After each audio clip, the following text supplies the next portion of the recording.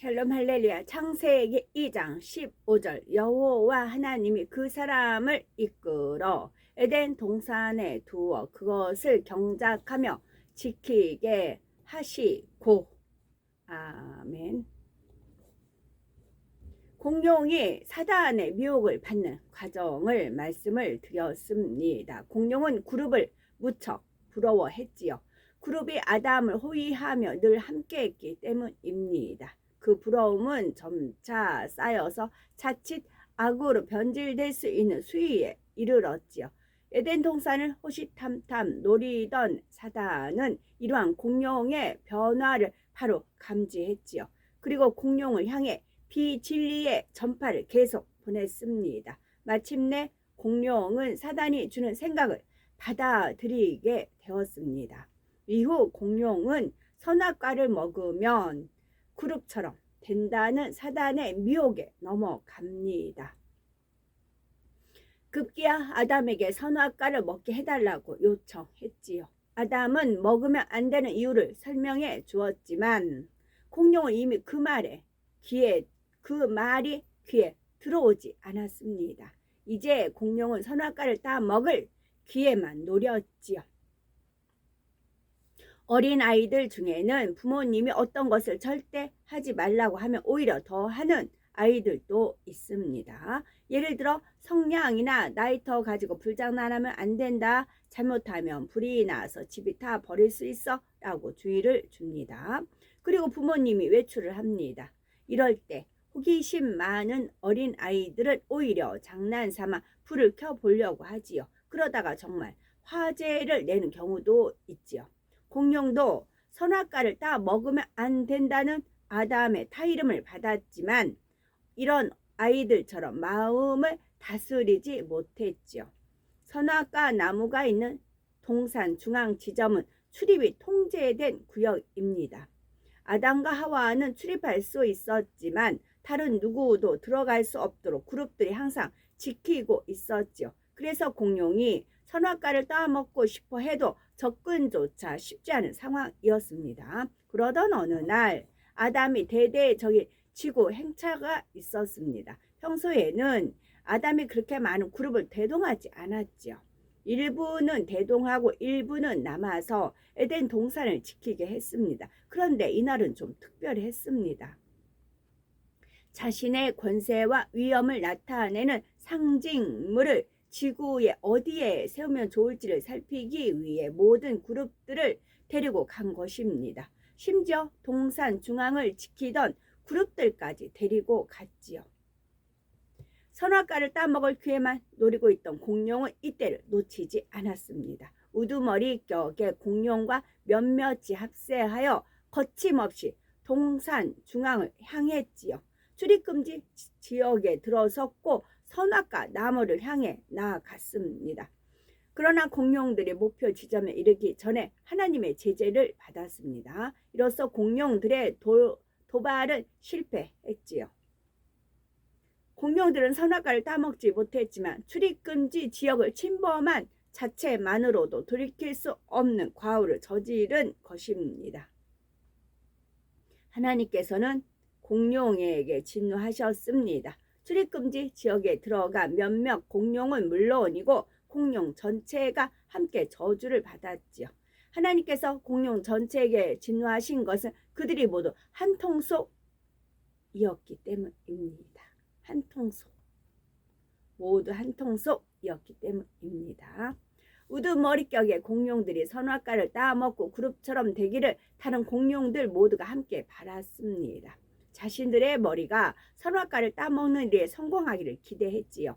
그래서 하나님께서는 출입금지 지역에 들어간 공룡들뿐만 아니라 다른 모든 공룡들에게도 벌을 내리셨습니다. 바로 그물과 같은 것으로 공룡들을 싸서 지구 곳곳으로 옮기셨지요. 로마서 6장 16절에 너희 자신을 종으로 들여 누구에게 순종하든지 그 순종함을 받는 자의 종이 되는 줄을 너희가 알지 못하느냐 말씀했습니다. 공룡들은 사단에게 순종하여 사단의 종이 되었기에 더 이상 빛의 영역인 에덴 동산에서 살 수 없었기 때문입니다. 혹여 이렇게 생각하신 분이 계신가요? 공룡이 선악과를 다 먹은 것도 아니고 단지 그 지역에 들어간 것뿐인데 공룡을 모두 에덴 동산에서 쫓아낸 것은 좀 너무한 일이 아닌가? 앞으로는 절대 그러지 않도록 단단히 경계하고 용서해 주시면 되지 않을까라고 생각할 수도 있지요. 그러나 에덴 동산의 문제인 만큼 공룡은 한번 용서해 준다고 될 일이 아니었습니다. 에덴 동산은 악이 전혀 없는 순수한 공간으로 유지되어야 합니다. 악이 틈타서는 안 되므로 한번 악과 접촉된 대상은 더 이상 에덴 동산에 있을 수 없지요. 하나님께서는 에덴 동산을 순수한 영의 공간으로 창설하셨지 지구처럼 인간 경작을 이루기 위해서 창설하지는 않으셨습니다. 에덴 동산은 악을 깨닫고 변화되는 그런 곳이 아니죠. 오히려 하나님의 은혜 안에서 지킴받으며 사는 공간입니다. 만일 이런 곳에 악이 조금이라도 허용되면 경작받지 않은 영의 공간이므로 걷잡을 수 없을 만큼 쉽게 퍼집니다.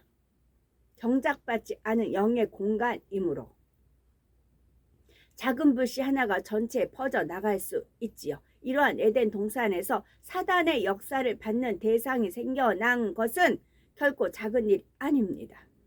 또한 공룡이 하나님의 명을 거역한 것도 우발적인 것이 아니었지요. 공룡은 오랜 세월 동안 사단이 주는 생각을 받아들인 상태였습니다. 따라서 하나님은 공룡들을 더더욱 에덴 동산에 두실 수가 없으셨지요. 공룡은 인간처럼 경작을 받기 위해 만들어진 존재가 아닙니다. 용서를 받는다고 자신의 잘못을 깨달아 뉘우치고 돌이킬 수 있는 존재도 아니지요. 에덴 동산은 지구에서처럼 상대성을 체험하는 곳이 아닙니다. 하나님께서는 에덴 동산에 악이 조금도 발붙이지 못하도록 악이 나올 수 있는 가능성 자체를 제하셨습니다. 따라서 훗날 아담과 하와가 불순종했을 때도 지구로 내쫓으신 것입니다. 여기엔 물론 인간 경작의 섭리도 담겨 있죠. 여기서 우리가 또 한 가지 생각해야 할 분야가 있습니다. 에덴 동산은 빛으로 둘린 곳인데 어떻게 어둠의 영인 사단이 역사할 수 있었고 공룡은 그것을 어떻게 받아들일 수 있었을까요? 하는 것입니다. 아무리 빛의 환경에 있다 해도 빛을 택하느냐 어둠을 택하느냐는 결국 개개인의 스스로 결정할 수 있기 때문입니다. 환경도 중요하지만 정작 더 중요한 것은 자기 자신이 빛을 좋아하느냐 어둠을 좋아하느냐인 것이지요.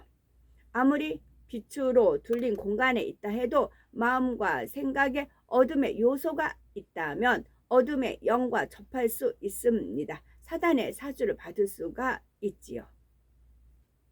예를 들어서 하나님의 성전인 공간도 하나님께서 성령의 불담과 천군 천사로 지켜주십니다. 그런데 이 공간 안에 들어와 있기만 하면 사단의 역사를 안 받나요? 예배 시간에 잡념에 빠지고 말씀을 듣는 중에 판단하고 정죄하기도 하죠. 더 나아가 마귀의 역사를 받아 성전 안에서 다투는 등의 육체의 일을 하는 사람도 있습니다. 아무리 성령의 역사가 강하고 하나님께서 빛으로 둘러 지켜주신다 해도 사단 또는 마귀의 역사를 받는 사람들이 있지요. 아버지 하나님께서 지켜주시지 않아서가 아니라 그런 사람의 마음에 비진리가 있기 때문에 어둠의 영들과 접속이 된다는 것입니다. 혹 아직 성결되지 못하여 나쁜 생각이 떠올랐다 해도 그것을 곧바로 물리치면 사단과 접속이 끊어집니다. 그런데 물리치지 않고 받아들이는 쪽을 스스로 택하기에 육신의 일로 더 나아가 육체의 일로 나오게 되지요. 공룡은 빛으로 둘린 에덴 동산에 있었지만 마음의 어둠의 요소가 생겨났습니다. 사단이 그것을 빌미로 사주할 때 물리치지 않고 받아들였던 것입니다. 하나님께서 공룡을 지구로 옮기신 후 얼마 동안 아담은 지구를 왕래할 수가 없었습니다. 하나님께서는 아담이 공룡을 만나는 것을 허락지 않으셨지요. 그러면 아담은 과연 이 공룡 사건을 어떻게 받아들였을까요? 공룡은 아담에게 애완동물 같은 존재라 했습니다. 그런 공룡이 큰 잘못을 저지르고 하나님의 진노를 받아 지구로 쫓겨난 것이죠. 그러니 아담의 심정이 어떠했을까요? 마음이 아프고 슬펐을까요? 아니면 자신이 그렇게 타일렀는데도 듣지 않은 공룡에 대해서 노여워했을까요? 아담은 노여워하지도 슬퍼하지도 마음 아파하지도 않았습니다. 에덴 동산 사람들은 슬픔, 아픔, 노여움 등의 감정이 거의 없다고 보시면 됩니다. 기쁨과 즐거움은 있지만 그것을 느끼는 일이 얼마나 행복한 것인지 모릅니다. 기쁨과 반대된 감정이 없기 때문입니다. 다시 말해 에덴 동산에는 상대성을 느낄 수가 없습니다. 그래서 공룡 사건이 엄청난 일임에도 아담은 그 심각성을 느끼지 못했습니다. 마음에 그리 크게 와 닿지를 않았지요. 아담은 그때까지 단 한 번도 하나님의 명을 어길 생각을 해본 적이 없습니다. 앞으로도 그러리라 생각을 했지요. 따라서 공룡 사건이 강한 느낌과 함께 아담에게 입력되지는 않았습니다. 아담은 공룡 사건을 자신과 별로 상관이 없는 일로 받아들이게 되었지요. 다만 아담은 이 사건을 통해 하나님의 명을 어기면 어떻게 되는지를 알게 되었을 뿐입니다. 이해를 돕기 위해 비유를 들면 태어나서 한 번도 아파 본 적이 없는 학생이 있다고 합시다. 이 학생과 절친한 친구가 많이 아픕니다. 이때 이 학생은 친한 친구가 아프니까 마음이 안타까울 수는 있지만 친구의 고통을 온전히 이해하지는 못합니다. 그저 많이 아픈가 보다, 힘든가 보다 이렇게 생각할 수는 있지만 친구의 고통을 진정 마음에서 느끼지는 못하죠. 질병의 고통에 대해 들어서 알긴 하지만 자신이 느껴본 적이 없기 때문입니다.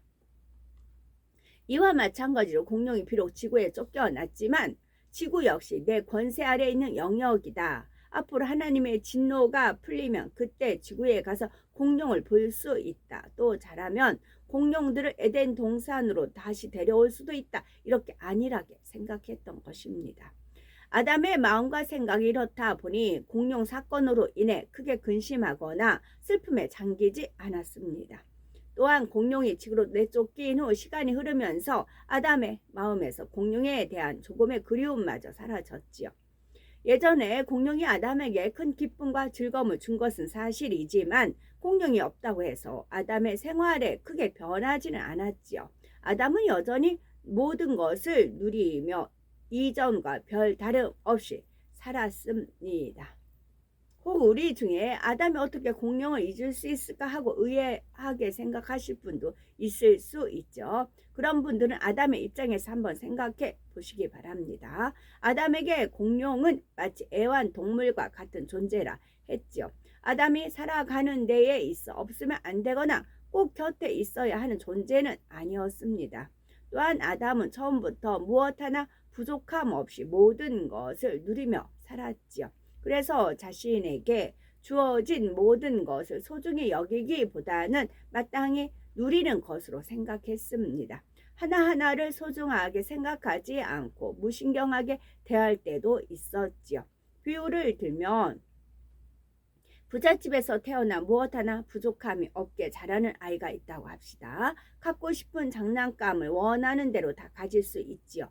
그것도 최고급, 최신형 장난감을 다 가질 수 있죠. 그런 장난감 중에서 어느 날 하나가 사라졌다면 아이는 어떻게 반응할까요? 처음에 어디 갔지? 왜 안 보이지? 하면서 찾을 수도 있겠죠. 그러나 찾다가 없으면 이내 잊어버립니다. 그것 외에도 갖고 놀 장난감은 많이 있기 때문입니다. 공룡이 에덴 동산에서 사라진 후 아담도 이와 비슷한 상황이었던 것입니다. 하나님께서는 공룡이 이렇게 될 것을 미리 알고 계셨습니다. 그럼에도 하나님께서 아담에게 공룡을 주신 이유는 무엇일까요? 하나님께서는 공룡이 변해가는 것도 알고 계셨습니다.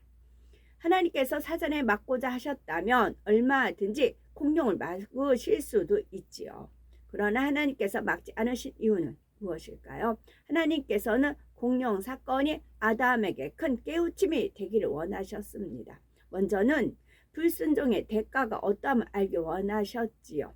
아무리 작은 어두움이라 해도 한 번 허용하면 종국에는 돌이킬 수 없는 엄청난 결과를 가져올 수 있음을 마음에 새기길 바라셨습니다. 또한 사단이 얼마나 간교하게 미혹하는지도 직접적으로 간접적으로 또한 사단이 얼마나 간교하게 미혹하는지도 간접적으로 체험하도록 하신 것입니다. 그래서 이후에 아담이 어떠한 미혹을 받아도 공룡 사건을 기억하여 승리하기를 바라셨지요. 그런데 아버지 하나님께서는 아담이 결국은 불순종할 것도 아셨습니다. 그럼에도 아담이 사망의 길로 가지 않도록 미리 경험케 하심으로 최선을 다해 막아주셨다는 사실입니다. 따라서 아담도 핑계치 못하지요. 아버지께서 나를 경작하기 위해서 결국은 내가 불순종할 것 아시고 선악과를 두신 것이 아닙니까? 라고 말할 수가 없습니다. 아버지 하나님께서는 최선을 다해 아담을 진리로 가르치셨고 깨우침을 가질 기회도 주셨기 때문입니다. 아버지 하나님께서는 이처럼 하나하나 과정을 거치면서 인간 경작을 계획하셨고 준비하셨습니다. 아담이 범죄하기를 바라며 선악과를 두신 것이 아니죠. 아담이 범죄하기를 바라며 선악과를 두신 것이 아니지요. 아담이 사단의 미혹에 빠지지 않도록 가르쳐 주셨고 깨우쳐 주시며 지켜 주셨습니다. 그러나 앞서 말씀드린 대로 아담은 공룡 사건을 통해서 그다지 큰 깨우침을 갖지 못합니다. 하나님의 말씀에 불순종하면 절대 안 되는구나 라는 깨달음이 마음에 절절히 와 닿지 않았던 것입니다. 이렇게 마음으로 온전히 깨닫지 못했기에 결국 아담도 공룡처럼 불순종의 죄를 지었지요. 아담의 불순종은 하나님의 말씀 명심하지 못해서라기보다는 왜 그래야 하는지를 마음으로 깨닫지 못한 결과입니다. 이제 지구로 옮겨진 공룡은 어떻게 되는지 말씀드립니다. 하나님께서는 공룡을 지구로 옮기실 때 한 곳에 집중되지 않게 곳곳에 흩어 놓으셨습니다. 그물 같은 것으로 공룡을 싸서 옮기셨지요. 예를 들어서 그물 하나에 수백 마리가 잡혀 들어갔다고 합시다. 하나님께서는 그러한 그물들을 지구 곳곳에 풀어 놓으셨지요. 어느 지역에는 그물 한두 개를 풀어 놓으셨고 서너 개 또는 대여섯 개 그 이상을 풀어 놓으신 지역들도 있지요. 공룡 화석이 전 세계에 퍼져 있는 이유도 바로 그것입니다. 지구상에 널리 공룡 화석이 분포되어 있지만 군데군데 모여 있는 것을 알 수가 있습니다. 그러면 다른 짐승들도 공룡처럼 세계 어디에나 살까요? 그렇지 않습니다. 예를 들면 사자는 대부분이 아프리카에 살고 인도에도 조금 산다고 합니다. 호랑이는 한대에서 열대 지역까지 비교적 폭넓게 서식하지만 특이하게 북미 대륙에는 살지 않습니다. 동물들이 대체로 기후 환경이 적합한 곳에 서식하지만 그렇다고 기후가 적합한 모든 지역에 사는 것은 아님을 알 수가 있지요. 호랑이의 화석은 북극해의 한 지역과 중국에서만 발견된답니다. 코끼리는 열대 우림과 열대 초원에만 살지요. 이처럼 다른 짐승들의 서식지는 지구에 널리 퍼져 있지 않고 국소적입니다. 그런데 사자, 호랑이, 코끼리보다 훨씬 큰 공룡은 그 화석이 지구 전체에서 발견되고 있다는 거죠. 이것은 하나님께서 공룡을 에덴 동산에서 지구로 옮기실 때 전 세계에 흩어 놓으셨다는 말씀을 입증해 주는 겁니다. 이렇게 지구로 내쫓긴 공룡이 어떻게 변질되는지 말씀이 나갈 겁니다. 공룡이 선악과를 따 먹으려고 발각되어 지구로 내쫓긴 과정 말씀드렸습니다. 하나님께서 공룡이 이렇게 할 줄 아시면서도 아담에게 붙여주신 이유도 말씀드렸고요. 아담이 공룡 사건을 통해 불순종의 결과를 마음으로 진정 깨닫고 큰 교훈을 삼길 원하셨습니다. 우리도 마찬가지입니다. 지혜로운 사람은 다른 사람의 신앙 체험이나 간증을 들으면 그것을 자신의 것으로 잘 적용하지요. 아담처럼 별 의미를 깨닫지 못하고 그냥 흘러버리지 않습니다. 고린도전서 10장에 보면 출애굽한 이스라엘 백성들이 광야에서 멸망받은 일을 인용한 내용이 나옵니다. 그러면서 6절에 그런 일을 우리의 거울이 되어 우리로 하여금 저희가 악을 즐겨 한 것 같이 즐겨하지 않게 즐겨하는 자가 되지 않게 하려 함이니 라고 했습니다. 11절에는 저희에게 당한 이런 일이 거울이 되고 또한 말세를 만난 우리의 경계로 기록하였느니라 했지요. 우리는 공룡 사건을 거울 삼아 내 자신의 마음을 점검해 봐야 됩니다. 아주 작은 악의 모양이라도 발견되었다면 그냥 지나쳐선 안 됩니다. 당장은 작게 보여도 얼마든지 심각한 악으로 발전될 수 있음을 중심에서 깨달아야 합니다. 깨달았으면 그 악의 모양이 온전히 벗어지기까지 불같이 기도해야 하지요.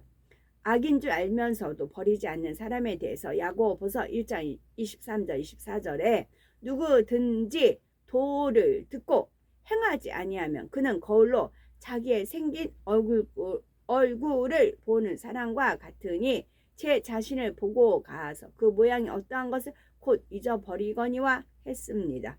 그리고 이어지는 25절에 자유하게 하는 온전한 율법을 들여다보고 있는 자는 듣고 잊어버리는 자가 아니요 실행하는 자니 이 사람이 그 행한 일에 복을 받으리라 했습니다. 우리는 머리로만 알고 행치 않은 어리석은 사람이 되지 마시고 마음으로 깨닫고 행하는 복 있는 분들이 되어야 되겠습니다. 아멘.